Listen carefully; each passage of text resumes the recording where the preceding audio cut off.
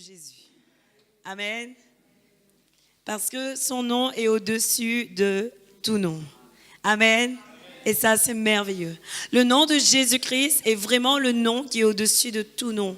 Et au nom de Jésus-Christ, tout genou doit fléchir. Amen. Et ça, c'est merveilleux. Je dis tout genou doit fléchir parce que des fois, nous n'avons pas l'assurance dans le nom de Jésus-Christ. Et en réalité, notre manque d'assurance, notre manque de foi ne plaît pas à Dieu. Et on doit avoir une foi vraiment ferme et pouvoir avoir l'assurance dans le nom de Jésus-Christ. Amen. Et ça, c'est merveilleux. Amen. Gloire à Dieu.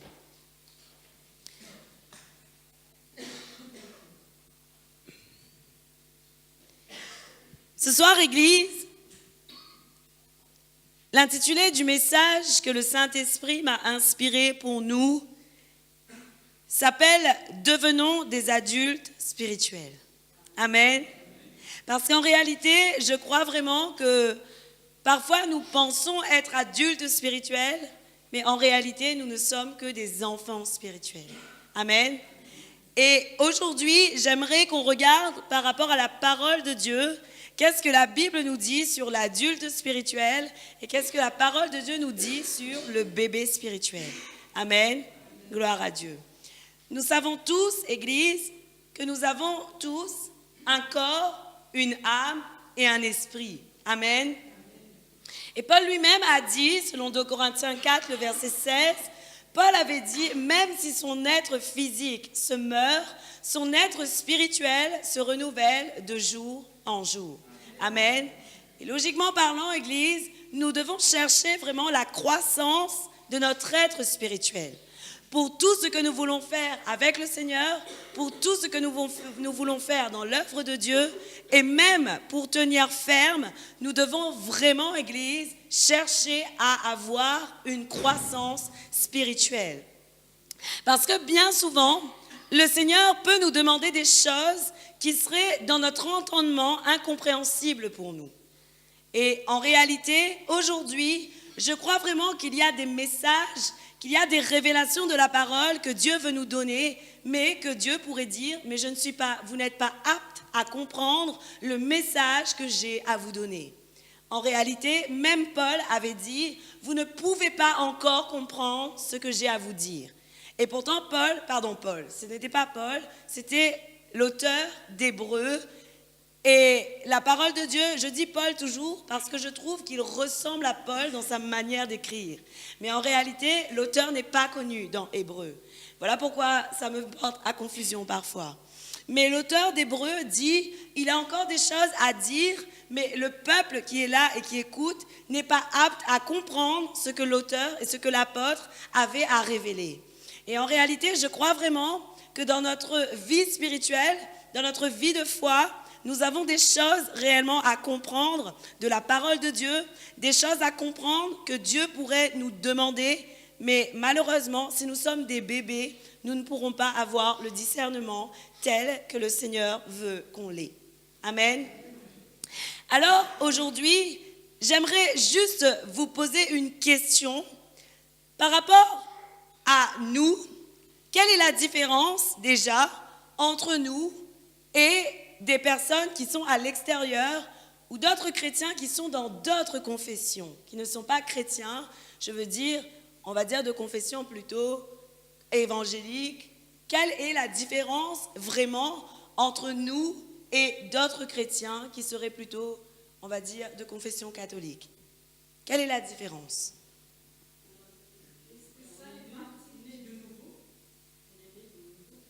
On est né de nouveau. C'est ça la réalité des choses.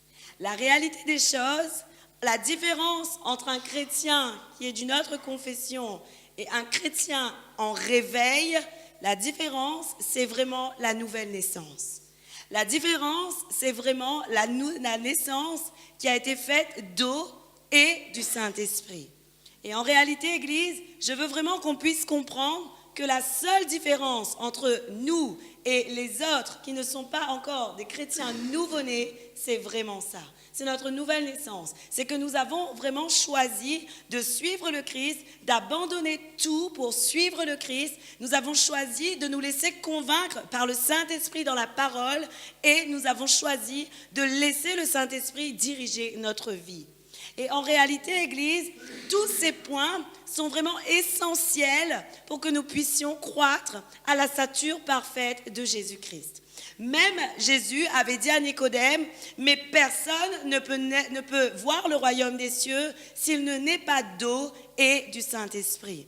Aujourd'hui, j'insiste beaucoup là-dessus parce que parfois, il y a des personnes qui fréquentent vraiment une assemblée, mais qui n'a jamais pris sa nouvelle naissance. Il y a des personnes vraiment qui fréquentent des assemblées qui sont là, mais qui n'ont pas encore pris le baptême.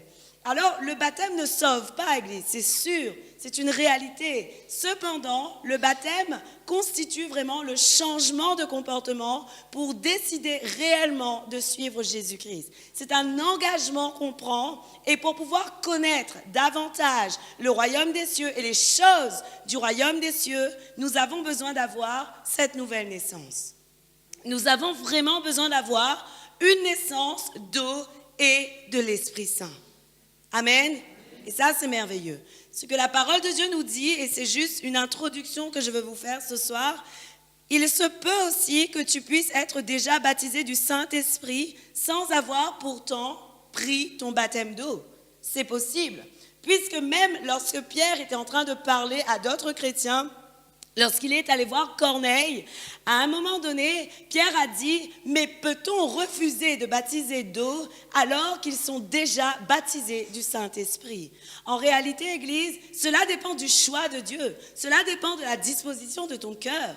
Et c'est ça la réalité des choses. Aujourd'hui, il faut arrêter de penser parce que je dois impérativement avoir un ordre spécial, d'abord le baptême d'eau et ensuite le baptême du Saint-Esprit. Effectivement, logiquement parlant, c'est d'abord le baptême d'eau et ensuite le baptême du Saint-Esprit.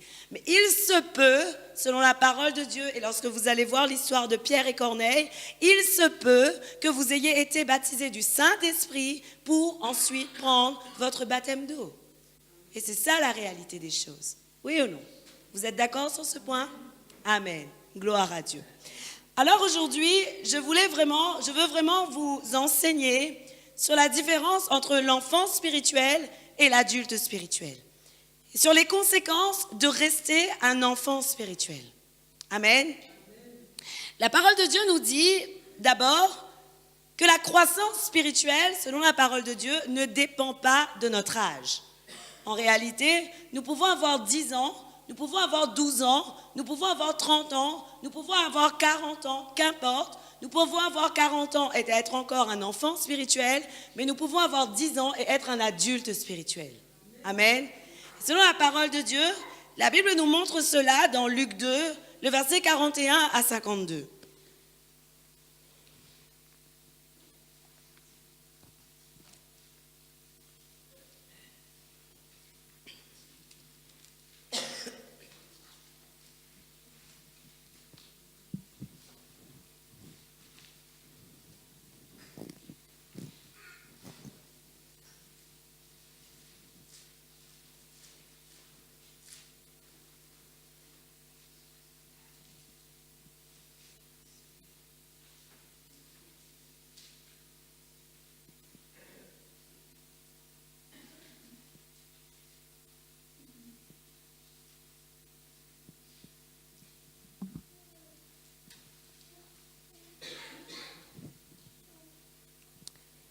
La Bible nous dit, les parents de Jésus allaient chaque année à Jérusalem pour la fête de la Pâque.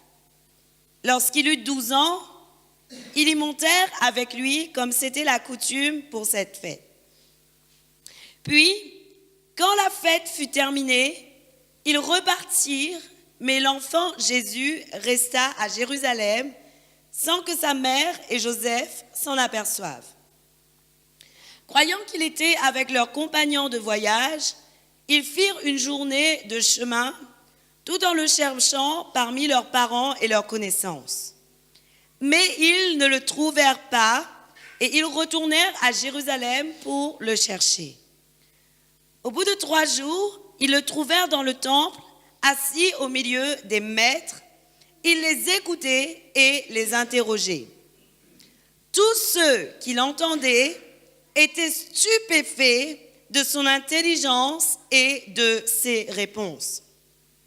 Quand ses parents le virent, ils furent frappés d'étonnement et sa mère lui dit « Mon enfant, pourquoi as-tu agi ainsi avec nous? Ton père et moi, nous te cherchions avec angoisse. » Il leur dit « Pourquoi me cherchiez-vous? Ne saviez-vous pas qu'il faut que je m'occupe des affaires de mon père? » Mais ils ne comprirent pas ce qu'il leur disait. Puis il descendit avec eux pour aller à Nazareth et il leur était soumis. Sa mère gardait précieusement toutes ces choses dans son cœur. Jésus grandissait en sagesse, en taille et en grâce devant Dieu et devant les hommes. Amen. La parole de Dieu nous montre, Église, aujourd'hui, et ce que tu dois commencer à comprendre, tu ne dois pas t'arrêter sur l'âge ou sur le temps de ta conversion en Jésus-Christ pour pouvoir définir si tu es un adulte spirituel ou un enfant spirituel. En réalité, la Bible nous prouve qu'à 12 ans, Jésus était là, il était dans le temple, au milieu des maîtres. Et la parole de Dieu nous dit au verset 47 que tous étaient stupéfaits de son intelligence et de ses réponses. Et la parole de Dieu nous montre réellement qu'ils étaient en train d'interroger Jésus-Christ sur les choses qui concernaient le royaume des cieux. Vous savez pourquoi? Parce qu'à un moment donné, la mère de Jésus a posé la question à Jésus-Christ. Et il lui a dit, mais qu'est-ce que tu fais là? Et qu'est-ce que Jésus a dit? Jésus a dit, ne savez-vous pas que je dois m'occuper des affaires de mon Père? Ça veut dire que Jésus-Christ était en train, à ce moment-là, de parler du royaume des cieux. Il était en train de répondre aux questions des maîtres de la loi qui étaient là dans le temple et qui lui étaient posées. Amen. Et la parole de Dieu nous montre clairement qu'à ce moment-là, pourtant, la Bible ne nous dit pas que Jésus-Christ était déjà revêtu de la puissance du Saint-Esprit, oui ou non? En réalité, nous savons vraiment que c'est bien plus tard que Jésus-Christ a été revêtu de la puissance du Saint-Esprit après son baptême et ensuite il est parti pour faire l'œuvre du royaume des cieux. Mais il n'empêche que dans son cœur, il était là et il voulait déjà travailler pour le royaume des cieux. Et ce qui est merveilleux, c'est qu'au travers de ces versets, nous voyons vraiment à quel point Jésus-Christ était mature. Amen. La parole de Dieu nous montre qu'à 12 ans, Jésus-Christ était mature et Jésus-Christ connaissait déjà plus que Marie et Joseph sur le royaume des cieux. Amen. En réalité, est-ce que vous pensez que, logiquement parlant, Marie et Joseph n'auraient pas pu être plus enseignés et avoir plus de connaissances que Jésus à leur âge adulte? Bien sûr que oui. Pourquoi? Parce qu'ils avaient les maîtres de la loi. Logiquement parlant, les maîtres, les scribes et les pharisiens auraient dû leur enseigner correctement les choses qui concernent Dieu. Puisque autrefois, avant Jésus-Christ et avant l'enseignement du royaume des cieux, la Bible nous montre qu'il y avait des prophètes qui enseignaient les choses de Dieu. Oui ou non? Il y avait des prêtres qui étaient établis et qui enseignaient les choses de Dieu. Oui. Alors, logiquement parlant, Marie et Joseph auraient pu aussi comprendre ce que Jésus-Christ était en train de faire. Mais la réalité, c'est qu'au verset 50, la parole de Dieu nous dit « Mais ils ne comprirent pas ce qu'il leur disait. » Jésus-Christ leur a dit « Je suis là et je suis en train de m'occuper des affaires de mon Père. » Mais Marie et Joseph n'ont pas compris ce que Jésus-Christ était en train de faire. Oui ou non? Alors qu'est-ce que ça nous prouve? La parole de Dieu nous prouve réellement que la croissance spirituelle ne dépend pas de ton âge, Église. La croissance spirituelle dépend réellement de ce que tu veux entendre, comprendre et être enseigné de la parole de Dieu. La croissance spirituelle dépend réellement de ce que toi tu mets en priorité dans ta vie. La croissance spirituelle dépend de ce que tu as renoncé à tout pour pouvoir suivre réellement Jésus-Christ. En réalité, la croissance spirituelle dépend de ton attitude au sein du royaume des cieux. Amen. Et c'est ce que nous allons voir par la suite de ce que je vais vous expliquer ce soir. Amen. Alors, la Bible nous montre, Église, qu'il y a des moyens de discerner le bébé spirituel. Selon la parole de Dieu, nous avons la possibilité de connaître le niveau spirituel des personnes qui sont en train de nous parler et qui sont autour de nous en réalité. Et la parole de Dieu nous dit, un des critères du bébé spirituel, la Bible nous montre que le bébé spirituel crée et vit dans les jalousies, dans les disputes, dans les divisions et est animé par sa propre nature. Selon 1 Corinthiens 3, le verset 2 et 3, Église,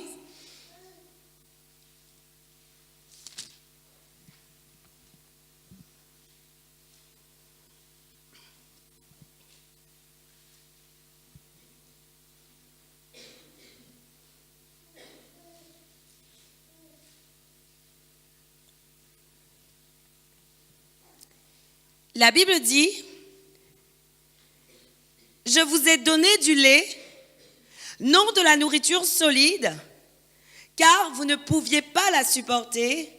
D'ailleurs, même maintenant, vous ne le pouvez pas, parce que vous êtes encore animés par votre propre nature. En effet, puisqu'il y a parmi vous de la jalousie, des disputes et des divisions, n'êtes-vous pas dirigés par votre propre nature et ne vous conduisez-vous pas d'une manière tout humaine? » Amen. Qu'est-ce que la parole de Dieu nous montre, Église? La Bible nous montre clairement qu'à ce moment-là, Paul, et c'est vraiment Paul aux Corinthes, la Bible nous prouve que Paul leur dit, vous avez besoin du lait.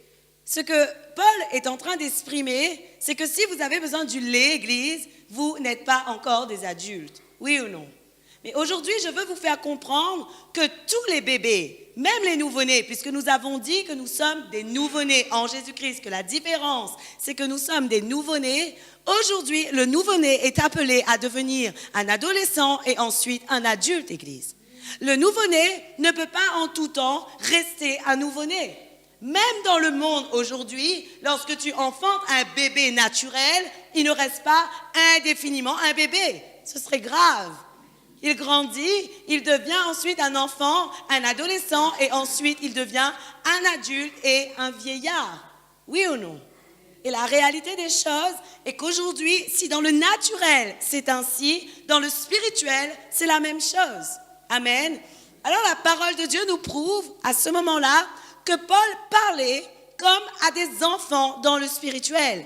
Et il leur dit, car vous êtes animés par votre nature et qu'il y a jalousie, dispute, division parmi vous. Amen. En réalité, Église, parfois dans ton entourage, tu vas voir des personnes qui se disent vraiment être des adultes spirituels, mais en réalité, leur vie ne reflète pas le Christ. Amen. Est-ce que leur vie reflète vraiment être des adultes spirituels? Pas toujours. Oui ou non? Alors aujourd'hui, Église, tu dois commencer à regarder, tu dois commencer à observer, tu dois déjà regarder dans ta propre vie, suis-je moi-même un adulte spirituel ou suis-je encore un bébé spirituel? S'il y a de la jalousie en moi, je ne peux pas dire que je suis adulte. S'il y a des disputes en moi, si je sème des divisions, si je sème des querelles, je ne peux pas dire que je suis un adulte spirituel.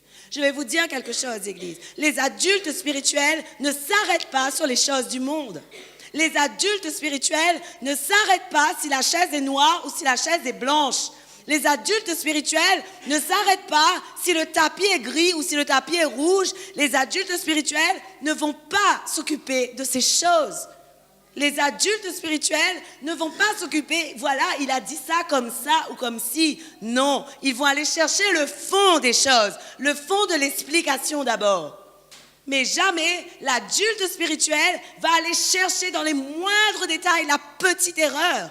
Parce que la petite erreur veut dire que tu cherches précisément ce qui pourrait être vraiment quelque chose qui discréditerait l'autre. Et en réalité, le discrédit crée la division, crée la jalousie, crée la querelle. Le bébé spirituel réagit comme ça, Église. Le bébé spirituel ne va pas chercher le fond des choses, mais il va regarder à la moindre petite erreur que tu fais. Sans penser que lui-même, il fait des erreurs, sans penser que lui-même, il est physique, sans sans penser que lui-même, des fois, il peut être charnel. Mais par contre, toi, tu n'as pas le droit à l'erreur, jamais. Est-ce que ça, c'est bien, Église? Non. Le bébé spirituel, il est ainsi. Il agit par des raisonnements trop humains et trop charnels, Église. C'est ça, le bébé spirituel. Le bébé spirituel agit de cette manière. Et aujourd'hui, je crois vraiment qu'il est temps qu'on grandisse. Malheureusement, si je le dis ce soir, c'est certainement parce qu'au milieu de nous, il y a encore des situations, des circonstances de nos vies qui font que nous sommes encore des êtres qui ont besoin du lait. Mais je crois vraiment que le Seigneur veut nous transformer. Je crois vraiment que le Seigneur veut qu'on soit capable de manger de la nourriture solide. Il est temps de croître, Église. Il est temps de grandir. Amen. Alors, ce que la parole de Dieu nous dit également sur l'enfant spirituel, sur le bébé spirituel, aujourd'hui, le Saint-Esprit m'a fait comprendre que s'il me permet de faire cet enseignement, ce n'est sûrement pas pour juger l'autre. Ce n'est sûrement pas pour nous juger, mais c'est simplement pour que nous puissions nous-mêmes décider de grandir. C'est pour simplement qu'on décide de s'arrêter sur des choses du monde, sur des choses trop humaines, mais de décider vraiment à chercher le royaume de Dieu et la vie juste qu'il demande. Le Saint-Esprit m'a fait comprendre qu'il est temps vraiment de chercher le royaume de Dieu et la vie juste qu'il demande, Église. Parce que, malheureusement, si vous connaissez la parole de Dieu, la Bible dit que le moment de Dieu et le jour du Seigneur viendra comme un voleur. Et heureux celui qui est prêt au moment de la venue de Jésus-Christ. Amen. Et aujourd'hui, vraiment, je veux vous faire comprendre que ce que le Seigneur veut et ce que le Seigneur attend de nous, c'est que nous puissions croître, que nous puissions grandir afin de bénéficier de notre héritage. Amen. Ce que la parole de Dieu nous dit encore de l'enfant spirituel, la Bible nous montre que l'enfant spirituel se laisse balloter et emporter par tout vent de doctrine, par la ruse des hommes et leur habileté dans des manœuvres d'égarement. Amen. Selon Éphésiens 4, le verset 14, Église, vous allez voir vous-même le verset.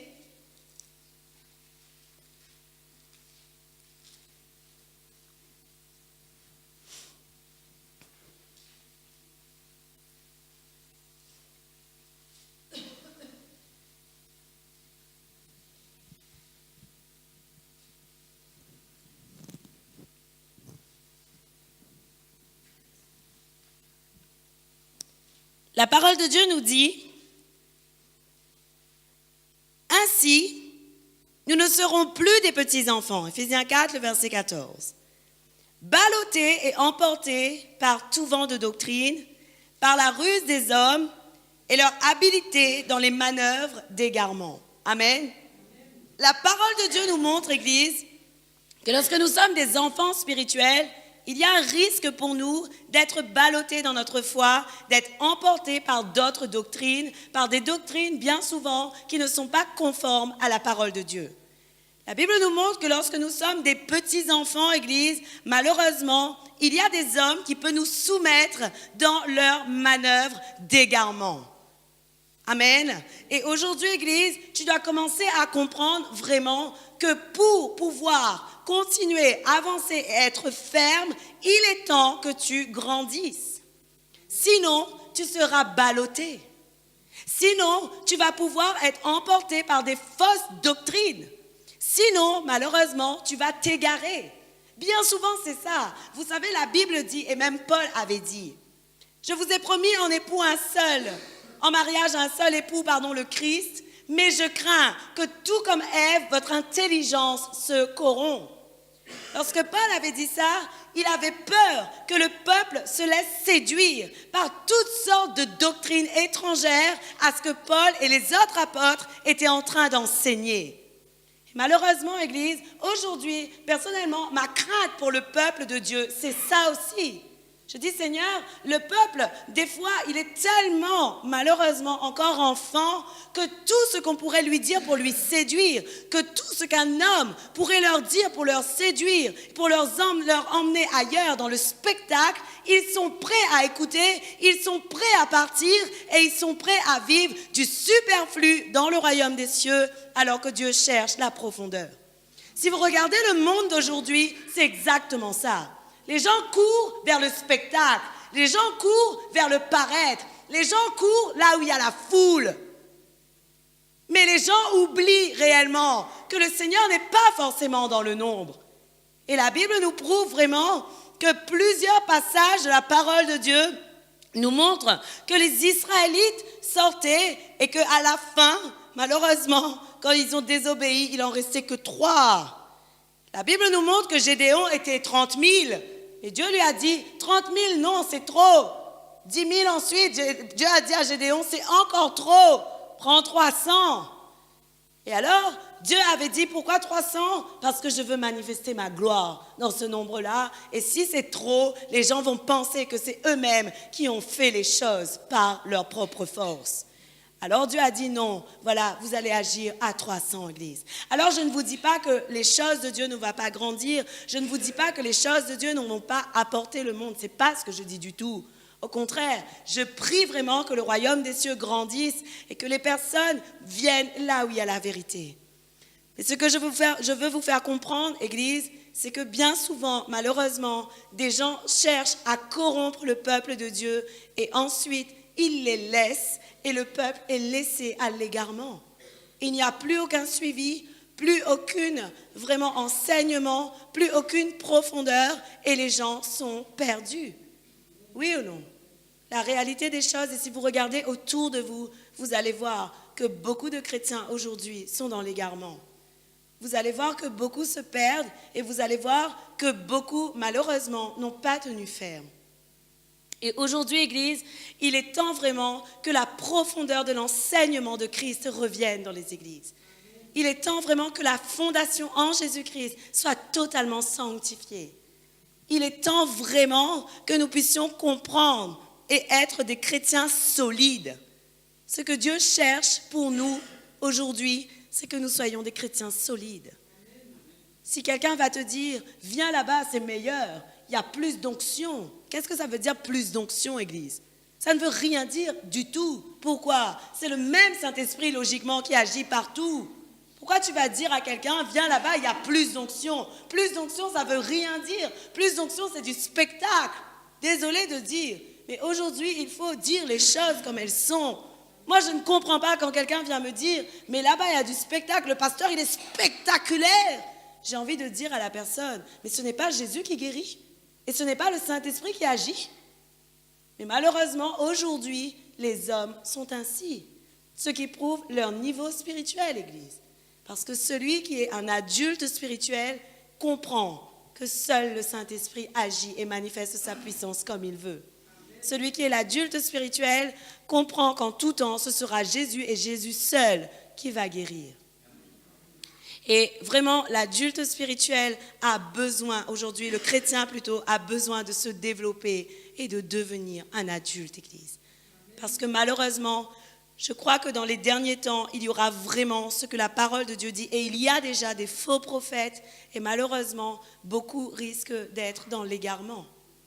Mais la parole de Dieu nous dit que le petit enfant, selon Ephésiens 4, le verset 14, se laisse balloter, emporter par tout vent de doctrine.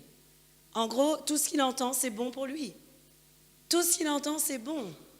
Mais l'adulte doit avoir le discernement, Église.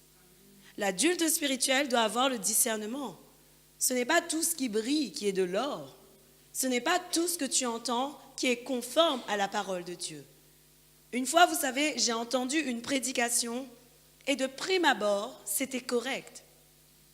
Et à un moment donné, lorsque j'étais en train d'écouter cette prédication, j'avais les écouteurs dans les oreilles, le Saint-Esprit m'a dit « Stop, maintenant, prends le temps d'écouter dans la profondeur. » Et à un moment donné, j'ai dit « Je vais bien écouter ce qui se dit et je te demande, Saint-Esprit, de me montrer et de me donner le discernement des choses qui sont cachées, qui sont dites et qui pourraient égarer le peuple de Dieu. » Et bien vous savez, dans la profondeur de la parole, le prédicateur était en train de dire que tous les hommes étaient déjà à l'image de Jésus-Christ et qu'il n'y avait plus rien à faire, en gros.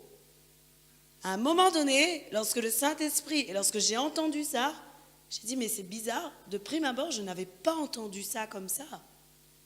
Mais le Saint-Esprit m'a dit, écoute bien, entends bien ce qu'il est en train de dire et tu verras que le peuple ne peut plus changer de comportement à cause de ce genre de message. Et effectivement, Église, en gros, la personne était en train de dire que malheureusement, il n'y avait plus rien à faire. Mais en réalité, nous devons tous travailler pour notre salut, oui ou non? Tout ça, pourquoi je vous dis cet exemple? Parce qu'il m'est arrivé, vraiment, lorsque j'étais en train d'écouter des messages, que le Saint-Esprit me dit, stop, n'écoute même pas, ne perds même pas ton temps à entendre ces paroles. Et lorsque vraiment je disais, c'est toi, Seigneur? Est-ce vraiment de toi? Et le Seigneur me dit, oui, pas la peine de souiller ton oreille avec ce qui est dit. Amen.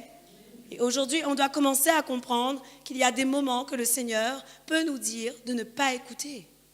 Il y a des moments où Dieu ne nous envoie pas sur des enseignements et surtout, on doit arrêter tout de suite. Lorsque le Saint-Esprit a mis quelque chose dans ton cœur qui n'est pas correct et que tu ne dois pas écouter, n'écoute pas. N'écoute pas. Et aujourd'hui, vraiment, Église, l'adulte spirituel doit avoir un vrai discernement. Amen. La parole de Dieu nous montre également que le bébé spirituel ne peut pas, et ce que je vous ai dit tout à l'heure, ne peut pas supporter la nourriture solide et qu'il est encore au premier rudiment de la parole. Maintenant, j'aimerais qu'on puisse regarder quels sont les premiers rudiments de la parole. Selon Hébreux 6,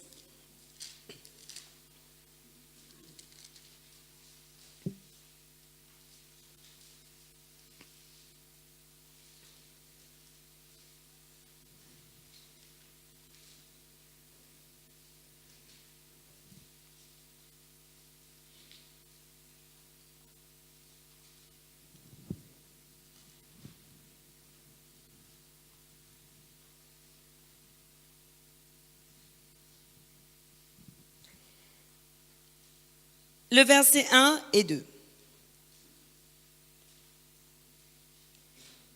La Bible dit, « C'est pourquoi, laissant les bases de l'enseignement relatif au Messie, tendons vers la maturité sans avoir à reposer les fondements du renoncement aux œuvres mortes, de la foi en Dieu, de l'enseignement concernant les baptêmes et l'imposition des mains, de la résurrection des morts et des jugements éternels. » Il y a une fois, je vous avais déjà parlé de ces thèmes et je vous avais dit que c'était des rudiments de première base.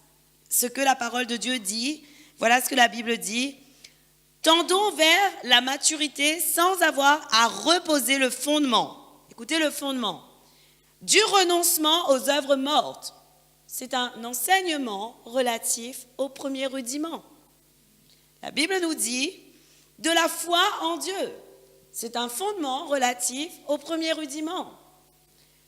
De l'enseignement concernant les baptêmes. Les baptêmes au pluriel veut dire le baptême d'eau et le baptême du Saint-Esprit.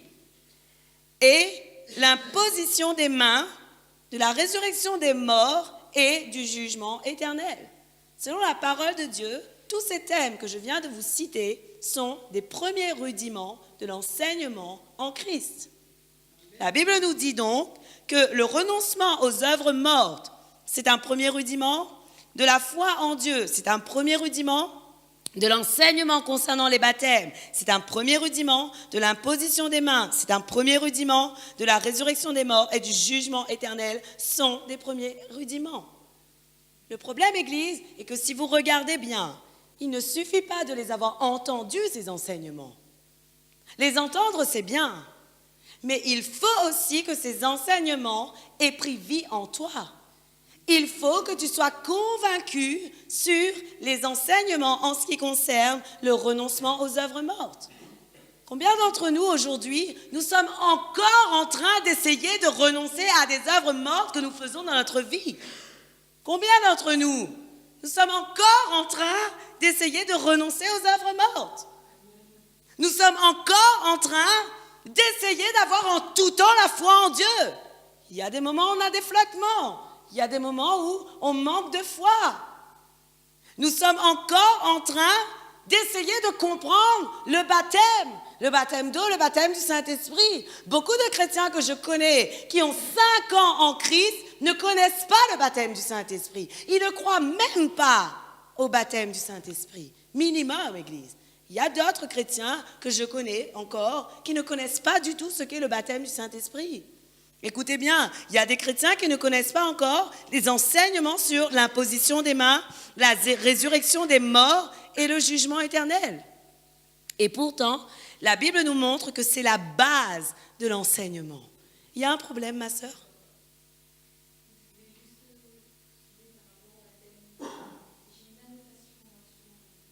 Vas-y.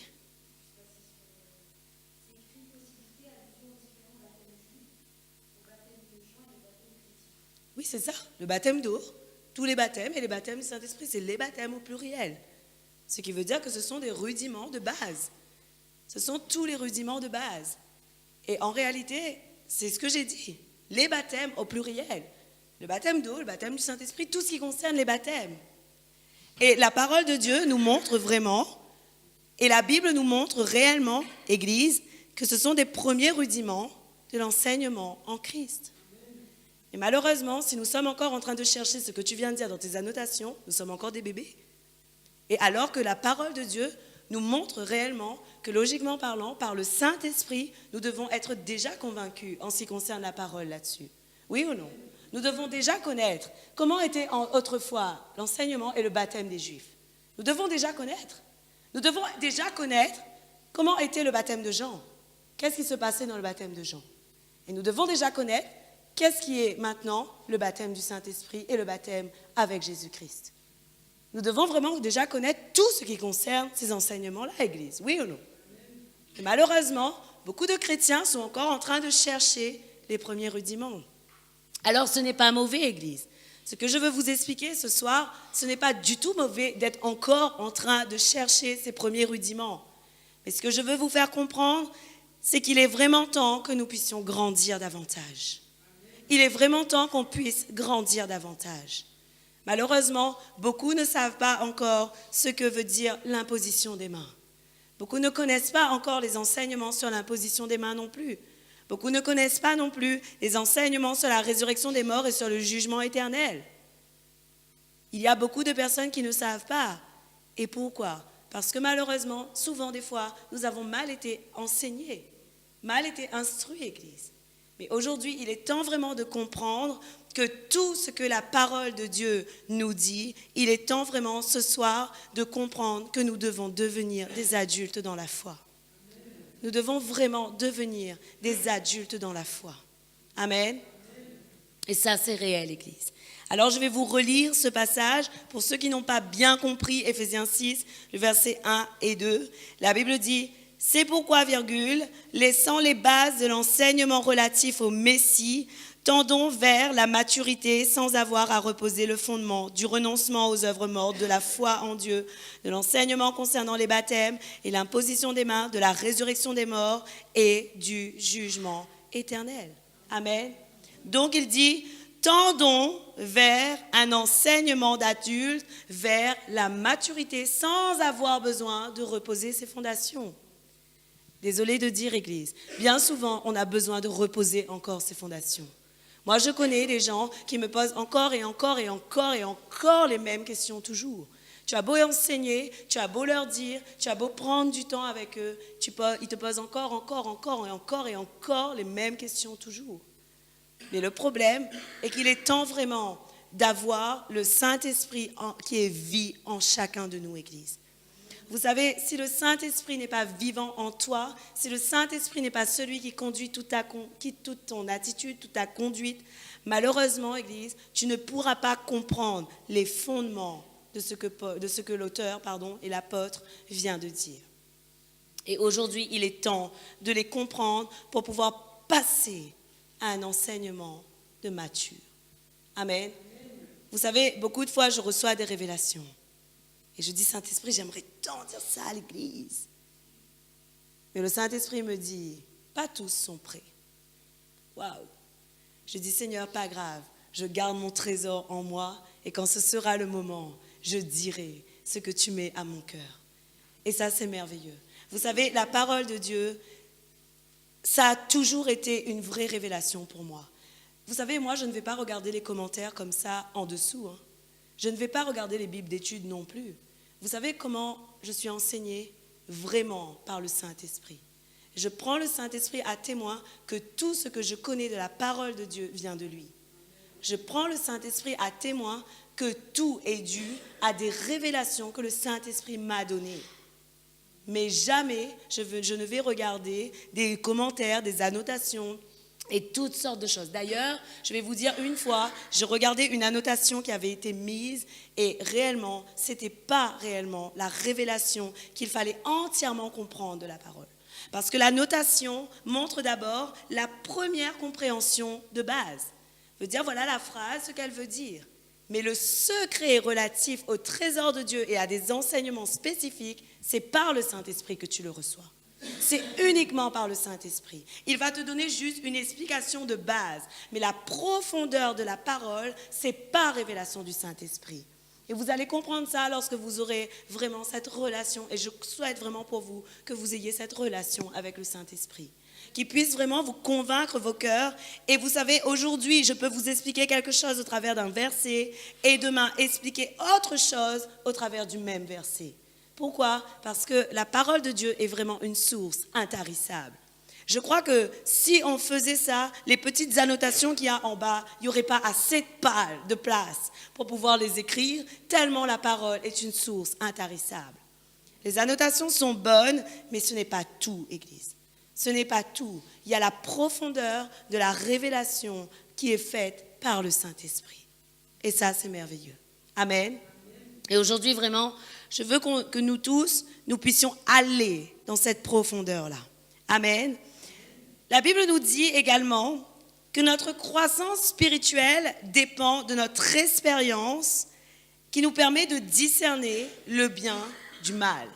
Selon Hébreux 5, le verset 14, Église,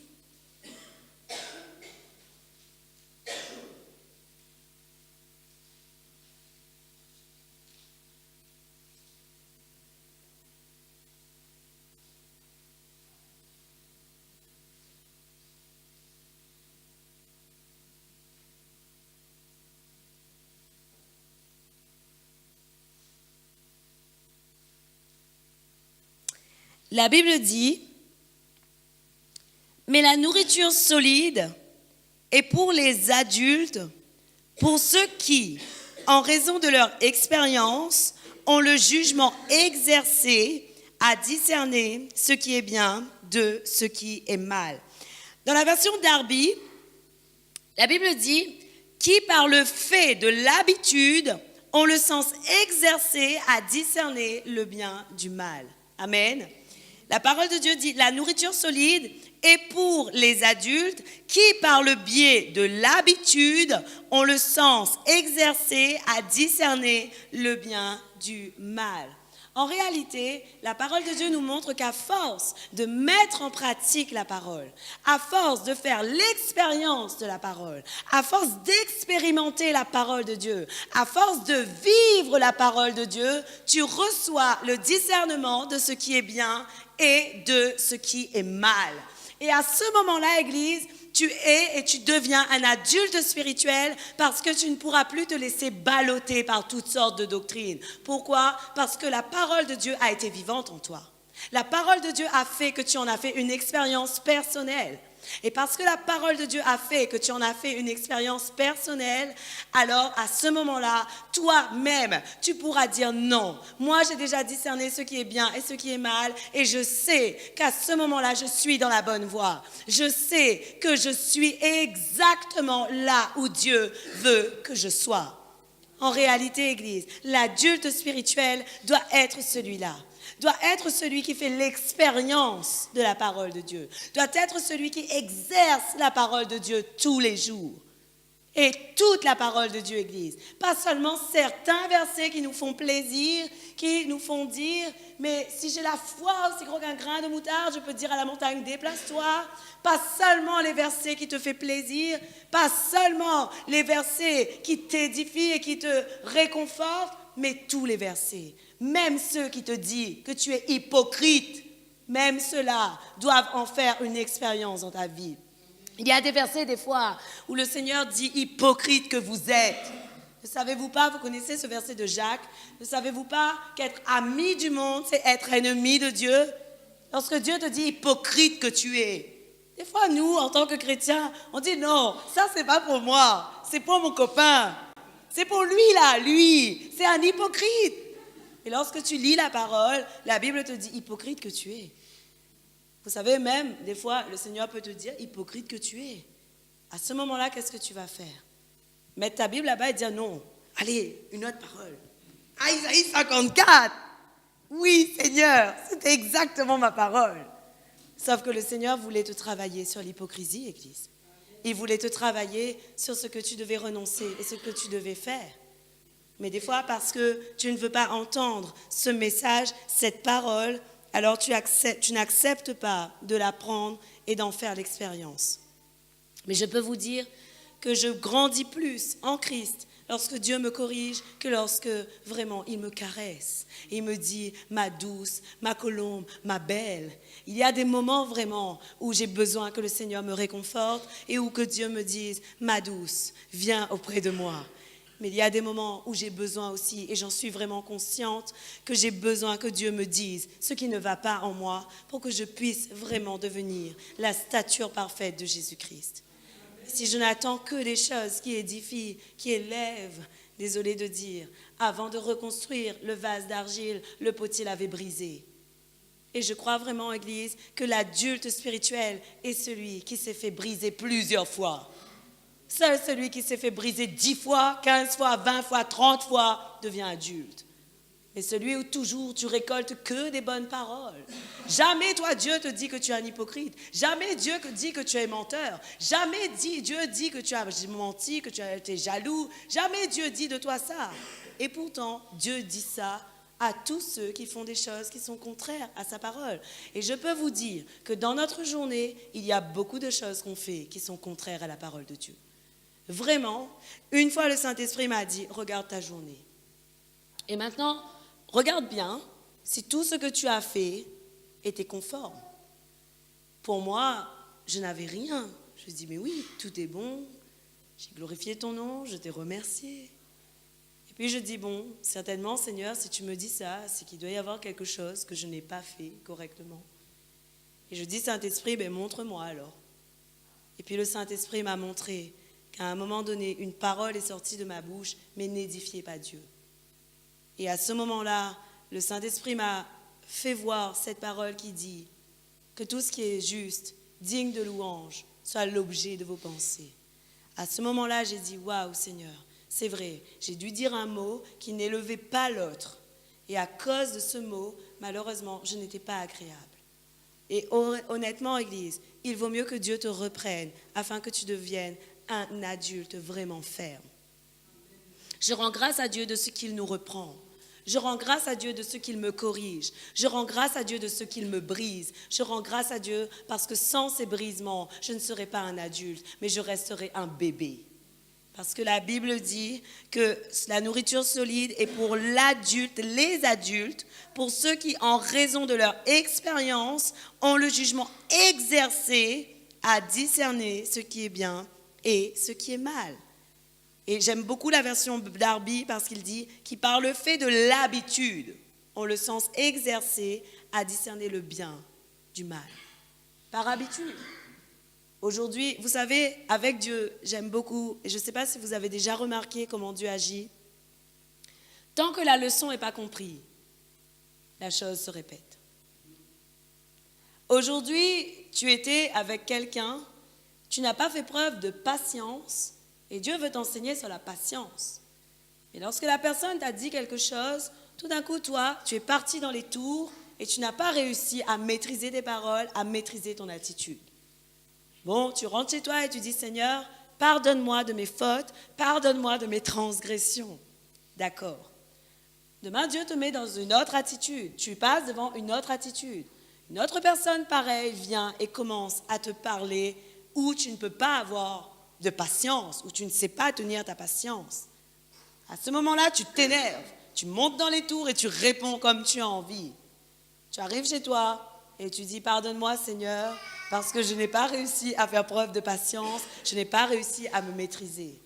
Si vous regardez bien, le troisième jour, s'il arrive une même situation, à un moment donné, une voix en toi te dit, combien de fois encore tu vas venir te repentir, alors que là maintenant, il faut que tu glorifies mon nom. Si vous regardez bien, un jour, le Seigneur peut agir comme ça. Et je crois vraiment que dans vos vies, il y a dû avoir des situations où Dieu vous a dit, mais est-ce que c'est logique que tu rentres chez toi, que tu viennes te repentir, alors que tu ne fais rien pour glorifier mon nom? Est-ce que Dieu vous a déjà parlé ainsi, Église? Mais aujourd'hui, je peux vous dire que le Seigneur, il agit ainsi. Tant que la leçon n'est pas comprise, tu revis la même situation. Tu revis la même situation pour que le Seigneur te fasse grandir. Et la réalité des choses est qu'à un moment donné, il faut saisir vite l'opportunité de changer, parce que sinon, malheureusement, tu perds des plumes. Tu ne perds pas tout, mais tu perds des plumes. Et à cause de ça, la gloire de Dieu ne se manifeste pas dans ta vie. Amen. Et la réalité des choses est que la parole de Dieu nous montre réellement qu'aussi longtemps que nous restons des enfants, Église, la Bible nous dit que nous ne pouvons pas avoir part à l'héritage de Dieu. Et c'est biblique. Si vous allez regarder 2 Corinthiens 4, Galates 4,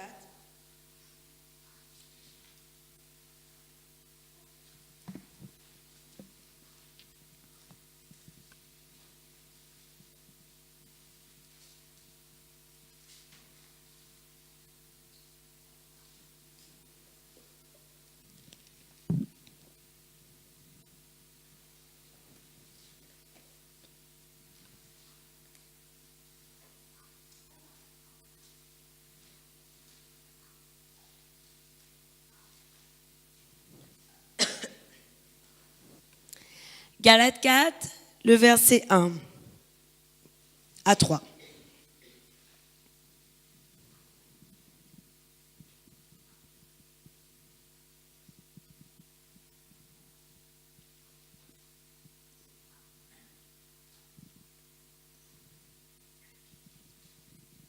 La Bible dit,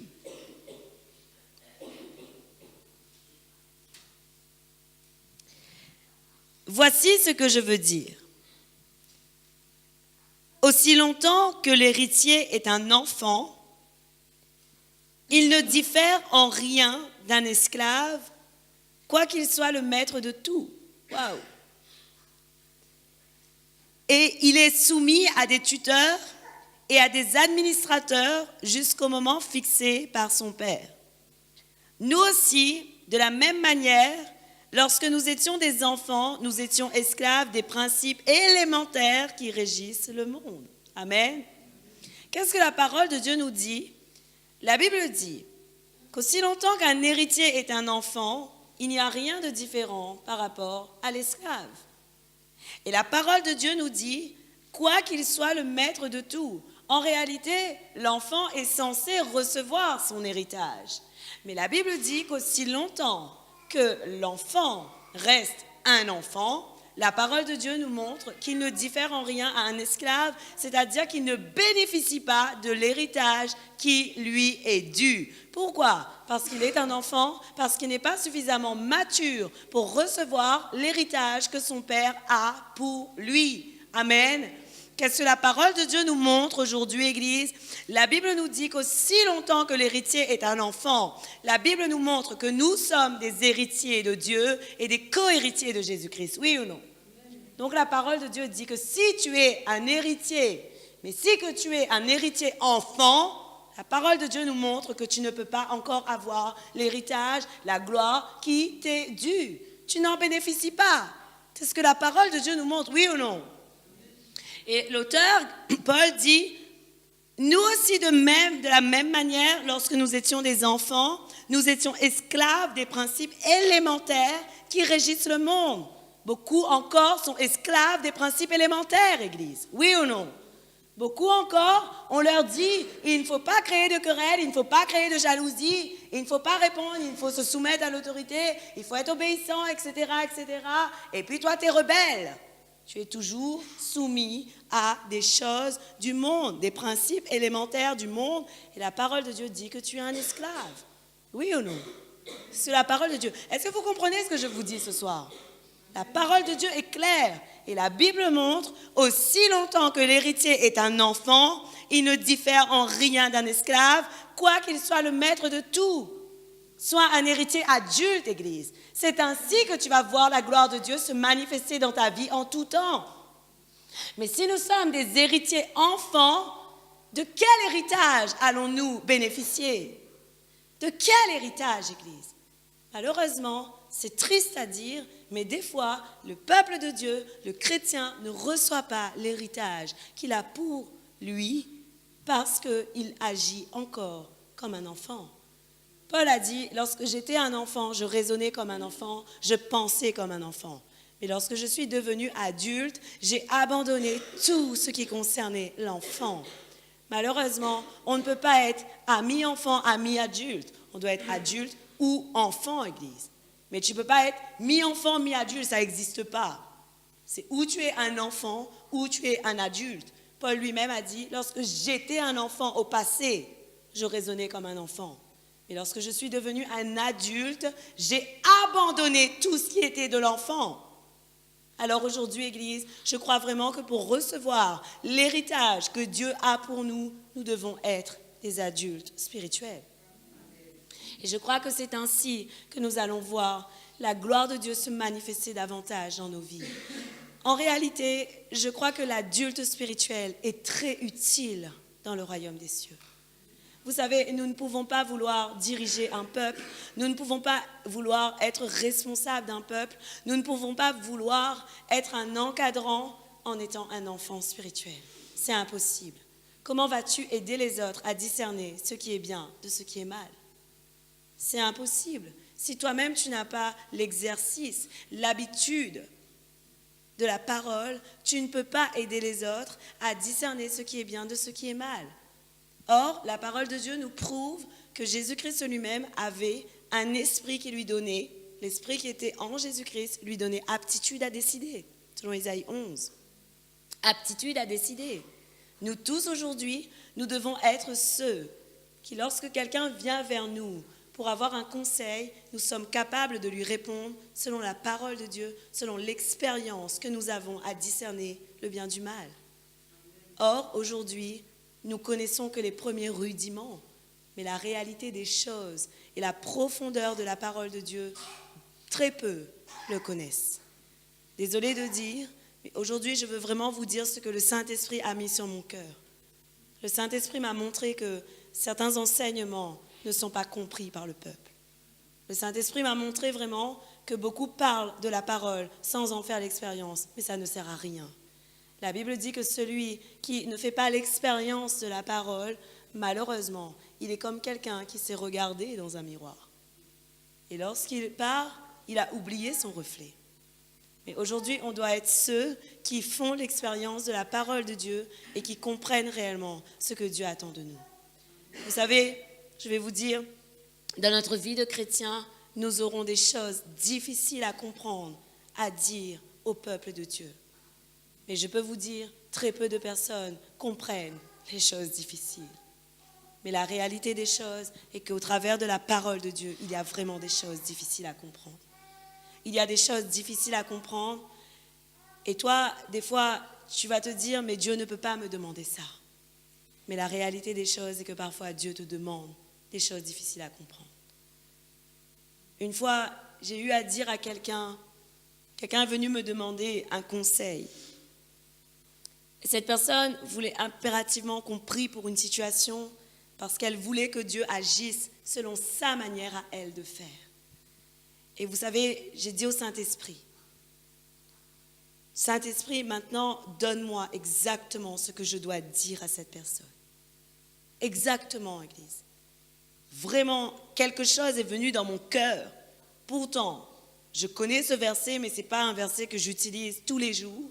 C'est quelque chose que j'ai déjà lu au sein de la parole, mais ce n'est pas quelque chose que je vais exhorter, prêcher et utiliser tous les jours de ma vie. Et Dieu m'a dit, dis-lui précisément ça. Prends précisément cet exemple. À ce moment-là, j'ai dit à la personne, voilà ce qu'il faut faire. La personne m'a dit non. La personne m'a dit non, elle ne fera pas ça. Aujourd'hui, malheureusement, vous savez quoi? Cette personne vit la situation et elle tourne en rond dans la situation dans laquelle elle est. Elle tourne en rond, elle ne trouve pas d'échappatoire et en réalité, tant qu'elle n'aura pas choisi de faire ce que le Seigneur lui a demandé de faire, malheureusement, ce sera comme ça.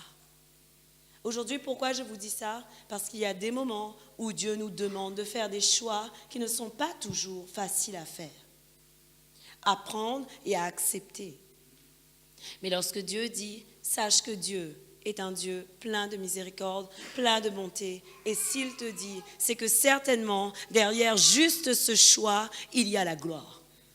Vous savez, lorsque Dieu me dit de faire des choses dures, au début, je tique un peu. Et puis je dis, Seigneur, moi je sais que tu es un Dieu plein d'amour. Et si tu m'as dit ça, c'est certainement qu'il y a une bénédiction derrière. Alors, je choisis de le faire. Et bien, vous savez, lorsque je choisis de le faire, c'est pas longtemps après que la bénédiction vient. Moi, je pense que je vais attendre très longtemps, pendant des années, comment Dieu peut faire ça. Mais pas longtemps après, la bénédiction arrive. Pourquoi? À cause de l'obéissance. Aujourd'hui, vraiment, je veux vraiment te dire que le Seigneur a des choses d'adulte à exprimer à son peuple. Mais il faut que tu grandisses. Il faut que l'enfant devienne adulte afin qu'il puisse recevoir son héritage selon Galates 4, le verset 1, Église. Il faut que l'enfant devienne adulte pour recevoir son héritage. Aujourd'hui, il suffit, je pense, de ne dire seulement « Je suis héritier de Dieu et co-héritier de Christ ». Je dois vivre l'héritage. Je suis héritier de Dieu et co-héritier de Christ, mais je veux vivre mon héritage. Comment se fait-il que je ne saisis pas mon héritage encore? Certainement, parce que je suis un enfant. Amen. Je finis, mon frère. La Bible nous dit ensuite, selon Luc 13, Église, et voilà pourquoi je crois vraiment qu'il est temps de grandir.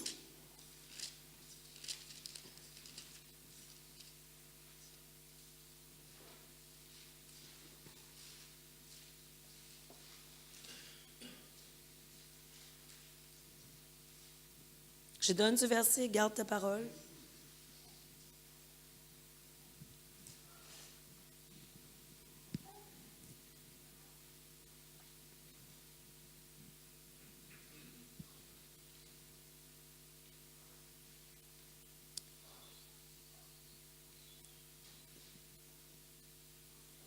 La Bible dit,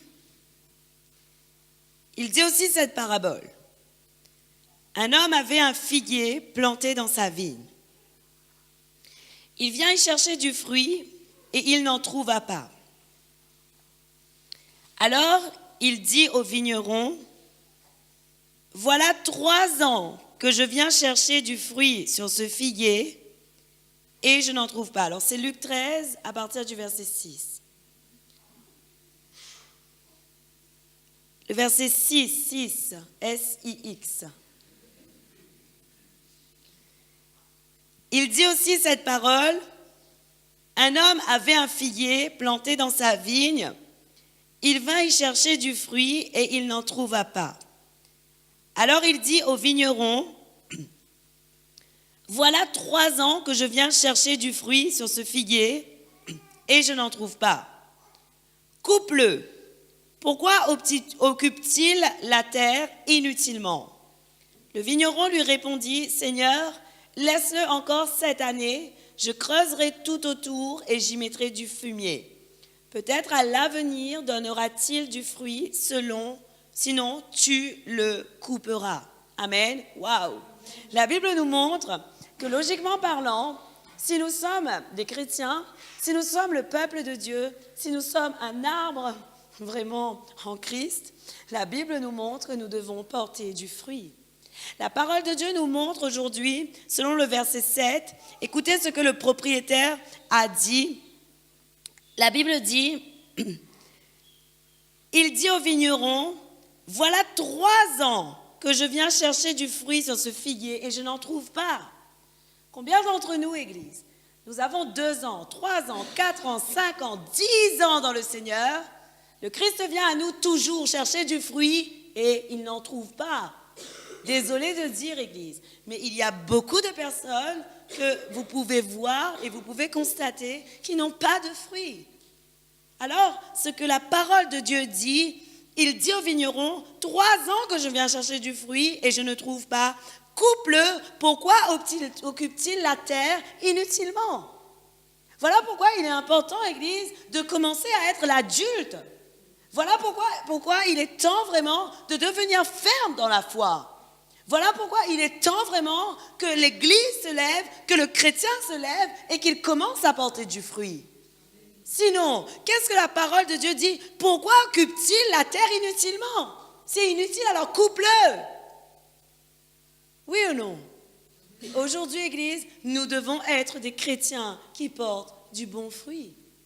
Et en réalité, seul par le bon fruit que nous voyons si l'arbre vient de Jésus-Christ ou non, seul par le bon fruit, Église, nous allons pouvoir grandir, être édifiés et croître jusqu'à la stature parfaite de Jésus-Christ. C'est ça la réalité de la parole. Celui qui porte du fruit va croître. Celui qui s'exerce tous les jours à l'attachement à Dieu va croître. Celui qui cherche la connaissance de Dieu et la connaissance de Jésus-Christ va croître. Celui qui veut faire l'expérience et vivre la parole va croître. Celui qui s'humilie devant Dieu va croître. Celui qui abandonne tout pour suivre le Christ va croître. Celui qui cherche premièrement le royaume de Dieu et la justice va croître. Mais celui qui continue à vivre comme il a l'habitude de faire, celui qui continue à vivre dans la rivalité, la jalousie, la division, les querelles, et toutes sortes de vices, malheureusement, lui va rester un enfant. Aujourd'hui, Église, nous devons réellement grandir. Moi, je ne veux pas être celui où lorsque le Christ vient chercher du fruit, ils disent, ça fait déjà 3 ans, 4 ans, 5 ans que tu es là, 10 ans que tu exerces, 10 ans que tu me connais, je regarde, aucun fruit. Le Seigneur va me dire maintenant, coupe-le. Et j'espère vraiment ne pas être cette personne, Église. Personnellement, je dois vous dire quelque chose. J'ai refusé, lorsque le Seigneur m'a appelé, j'ai refusé de travailler pour l'homme. J'ai dit, Seigneur, moi, je travaille pour toi, Jésus, et tout ce que tu vas me demander de faire, je le ferai. Et aujourd'hui, Église, vous devez commencer à comprendre que réellement, nous devons chercher le fruit que le Seigneur veut que nous portions.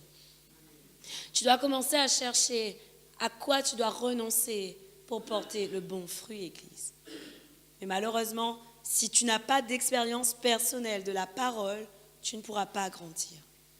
Je dois te dire aujourd'hui, parce que c'est bien de venir s'instruire, c'est bien d'entendre les bons enseignements, parce que la Bible dit la foi vient de ce qu'on entend et ce qu'on entend vient de la parole de Dieu.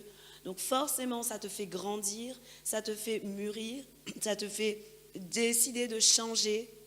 Mais tu dois aussi, au-delà d'entendre, tu dois mettre en pratique la parole.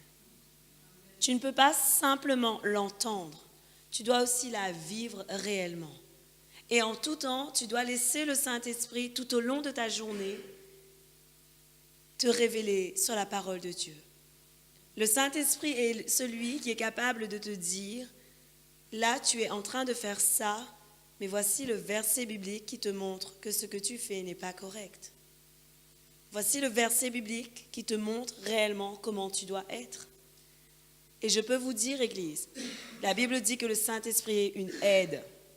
Une aide. Une aide. Veut dire qu'avant ça, il faut que tu t'aies exercé, non?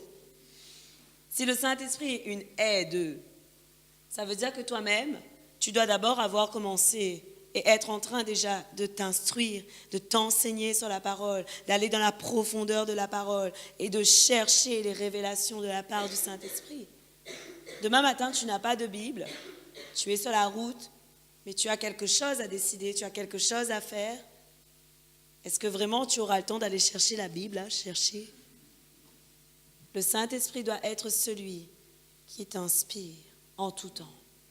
Le Saint-Esprit doit être celui qui te dit, ce que tu fais là n'est pas cohérent. Et aujourd'hui, je crois que c'est possible Parce que personnellement, je le vis. Si je vous dis ça, c'est parce que j'en fais l'expérience. Moi, je ne vais pas enseigner des choses que je ne fais pas et que je ne vis pas. Je sais clairement que Dieu a des choses beaucoup plus grandes à nous enseigner, que le Seigneur a un héritage vraiment parfait à nous donner. Mais je sais aussi qu'aussi longtemps qu'on reste des êtres charnels et des bébés, malheureusement, on ne peut pas les recevoir. Et aujourd'hui, tu dois vraiment comprendre que la parole de Dieu est pleine de révélations.